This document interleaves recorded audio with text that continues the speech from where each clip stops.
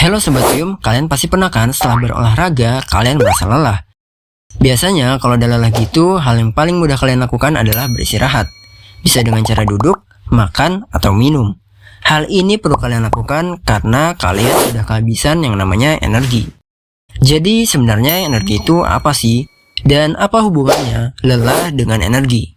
Untuk menjawab pertanyaan tersebut, mari simak video berikut ini sampai habis. Energi adalah kemampuan atau sesuatu yang dibutuhkan untuk melakukan usaha. Segala aktivitas yang kita lakukan pasti membutuhkan yang namanya energi. Makanya, kita akan merasa lelah kalau kehabisan energi. Begitupun barang-barang yang sering kita gunakan seperti handphone, laptop, kendaraan, semuanya juga membutuhkan energi. Gak kebayangkan gimana jadinya kalau misalkan di dunia ini tidak ada energi. Jadi penting banget nih, adanya energi sehingga kita bisa hidup dan juga beraktivitas dengan baik. Dalam satuan internasional, satuan dari energi adalah joule. Selain itu, untuk menyatakan energi dalam bentuk kalor, digunakan kalori, dan kWh untuk menyatakan energi listrik.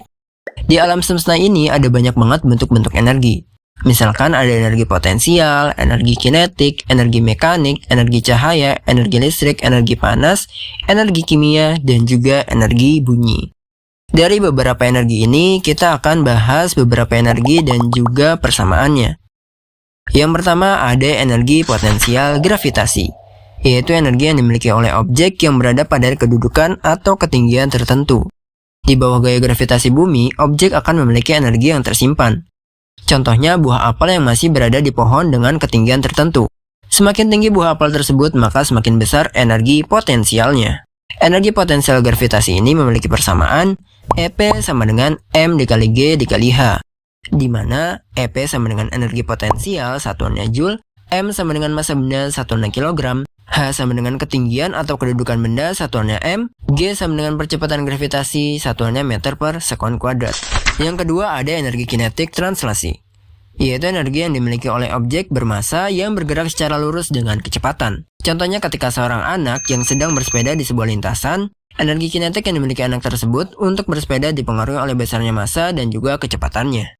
Energi kinetik translasi memiliki persamaan EK sama dengan setengah dikali M dikali V kuadrat, di mana EK sama dengan energi kinetik satuannya joule, M sama dengan massa benda satuannya kilogram, dan V sama dengan kecepatan satuannya meter per sekon. Selanjutnya ada energi kalor, yaitu bentuk energi yang dapat diterima dan dilepaskan oleh suatu benda yang bergerak dari daerah bersuhu tinggi ke daerah yang bersuhu rendah. Contohnya ketika kita masak air, suhu yang lebih tinggi dari api akan mengantarkan ke suhu yang lebih rendah pada panci dan juga air. Persamaan dari kalor yaitu Q sama dengan MC delta T, di mana Q sama dengan kalor satuannya joule, C sama dengan kalor jenis satuannya joule per kilogram Kelvin, M sama dengan massa satuannya kilogram, dan delta T sama dengan perubahan suhu satuannya Kelvin. Yang keempat ada energi listrik, yaitu energi yang dihasilkan oleh arus listrik yang bekerja pada sebuah perangkat listrik. Contohnya listrik yang biasa kita pakai di rumah kita masing-masing untuk menghidupkan TV, kulkas, kipas angin, dan lain-lain.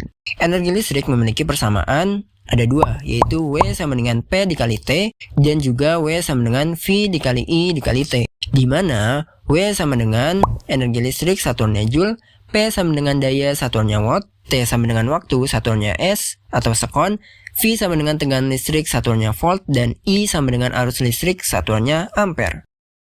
Energi itu bersifat kekal, artinya energi tidak dapat diciptakan dan tidak dapat dimusnahkan, tetapi energi dapat berubah bentuk. Itulah yang disebut dengan hukum kekekalan energi. Contoh kasusnya ada pada pohon kelapa yang jatuh dari posisi A ke posisi C. Energi yang terlibat pada kelapa tersebut adalah energi mekanik, yang merupakan energi yang terlibat pada suatu objek yang berada pada posisi tertentu dan bergerak pada keadaan tertentu. Sederhananya, energi mekanik dapat dinyatakan dengan persamaan berikut ini. EM sama dengan EP plus EK, di mana EM itu energi mekanik, EK itu energi kinetik, dan EP energi potensial. Awalnya, kelapa yang dalam keadaan diam berada di posisi A, yaitu pada ketinggian H dari permukaan tanah. Pada keadaan tersebut, energi potensialnya bernilai maksimum, sehingga energi potensial gravitasi sama dengan energi mekanik. Kemudian, kelapa terlepas dan akhirnya sampai di posisi C pada ketinggian 0 dengan kecepatan V. Sesaat menyentuh permukaan tanah, kecepatan kelapa maksimum, sehingga energi kinetik sama dengan energi mekanik di posisi C. Nah, berlakulah hukum kekekalan energi, yaitu energi potensial berubah menjadi energi kinetik dengan persamaan sebagai berikut. Energi awal sama dengan energi akhir. Energi pada posisi A sama dengan energi pada posisi C. Energi potensial di posisi A ditambah energi kinetik di posisi A sama dengan energi potensial di posisi C ditambah dengan energi kinetik di posisi C. Nah, di posisi A ini energi kinetiknya sama dengan 0, sedangkan di posisi C energi potensialnya sama dengan 0. Sehingga energi potensial A sama dengan energi kinetik di posisi C. Jadi pada peristiwa ini terjadi perubahan bentuk energi yang disebut dengan konversi energi.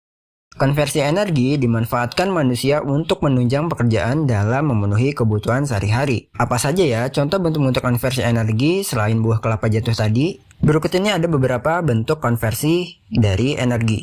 Yang pertama ada perubahan energi kimia menjadi energi listrik dan energi kinetik. Contohnya pada baterai yang dipasang pada mobil remote agar mobil tersebut bisa melaju.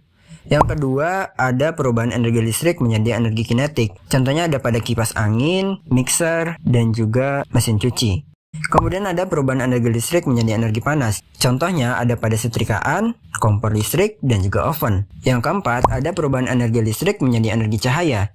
Contohnya pada lampu yang biasa kita gunakan di rumah kita. Yang kelima, perubahan energi listrik menjadi energi bunyi.